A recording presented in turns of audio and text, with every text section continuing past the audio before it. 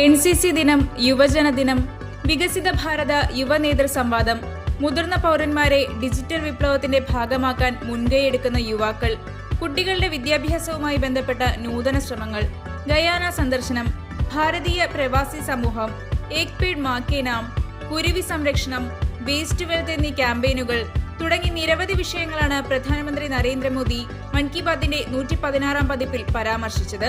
NCC ദിനത്തിൽ തന്റെ NCC കാലഘട്ടം ഓർത്തെടുത്ത പ്രധാനമന്ത്രി NCC യുവാക്കളിൽ അച്ചടക്ക, നേതൃത്വ, സേവന മനോഭാവങ്ങൾ വളർത്തുന്നതായി അഭിപ്രായപ്പെട്ടു. അതിർത്തിയിൽ താമസിക്കുന്ന കൂടുതൽ യുവാക്കളെ NCCയുമായി ബന്ധിപ്പിക്കുന്നതിനുള്ള പ്രചാരണം തുടരുന്നുണ്ടെന്നും പരമാവധി പേർ NCCയിൽ ചേരണമെന്നും അദ്ദേഹം യുവജനങ്ങളോട് അഭ്യർത്ഥിച്ചു. സ്വാമി വിവേകാനന്ദന്റെ 162-ാം ജന്മവാർഷിക ദിനത്തിൽ യുവജന ദിനം സവിശേഷമായാണ് ആചരിക്കുന്നത്. പുതിയ യുവാക്കളെ രാഷ്ട്രീയവുമായി ബന്ധിപ്പിക്കാൻ നടത്തുന്ന ശ്രമങ്ങളുടെ ഭാഗമാണ് വികസിത ഭാരത യുവനേതൃ സംവാദമെന്നും പ്രധാനമന്ത്രി പറഞ്ഞു. नए युवाओं को राजनीति से जोड़ने के लिए देश में कई तरह के विशेष अभियान चलेंगे. विकसित भारत यंग लीडर्स डायलॉग भी ऐसा ही एक प्रयास है. इसमें देश और विदेश से एक्सपर्ट्स आएंगे, अनेक राष्ट्रीय और अंतर्राष्ट्रीय हस्तियां भी रहेगी. मैं भी इसमें ज्यादा से ज्यादा समय उपस्थित रहूंगा. युवाओं के सीधे हमारे सामने अपने आइडियाज को रखने का अवसर मिलेगा. देश इन आइडियाज को कैसे आगे लेकर जा सकता है.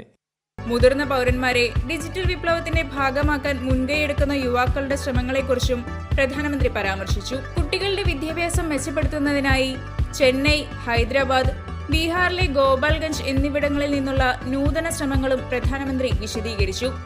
ഗയാനയിലെ തന്റെ സന്ദർശനത്തെക്കുറിച്ച് പറഞ്ഞ അദ്ദേഹം പ്രവാസി ഭാരതീയർ ഭാരത പൈതൃകം നിലനിർത്താൻ നൽകിയ സംഭാവനകൾ ഇന്ത്യൻ ഡയസ്പോറ സ്റ്റോറീസ് ഹാഷ്ടാഗിൽ നമോ ആപ്പിലോ മൈ ഗോവിലോ പങ്കിടണമെന്ന് ശ്രോതാക്കളോട് അഭ്യർത്ഥിച്ചു.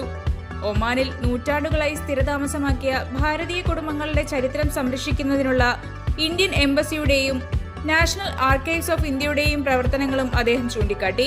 സ്ലോവാക്യയിൽ ഉപനിഷത്തുകൾ സ്ലോവാക് ഭാഷയിലേക്ക് വിവർത്തനം ചെയ്യപ്പെടുന്നത് ഭാരത സംസ്കാരത്തിന്റെ ആഗോള സ്വാധീനം വെളിപ്പെടുത്തുന്നതായി അദ്ദേഹം പറഞ്ഞു.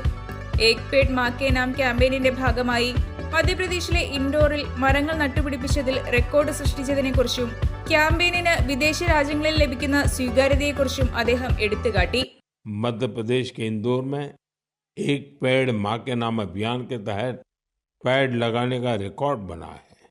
यहाँ 24 घंटे में 12 लाख से ज्यादा पेड़ लगाए गए. കുരുവികളെ സംരക്ഷിക്കാൻ നടത്തുന്ന അതുല്യമായ ശ്രമങ്ങളും അദ്ദേഹം പറഞ്ഞു. മുംബൈ, കാൺപൂർ, അരുണാചൽ പ്രദേശ് എന്നിവിടങ്ങളിൽ നിന്ന് ശുചിത്വത്തിനായി നടത്തുന്ന നൂതനമായ ശ്രമങ്ങളെക്കുറിച്ചും പ്രധാനമന്ത്രി ചൂണ്ടിക്കാട്ടി.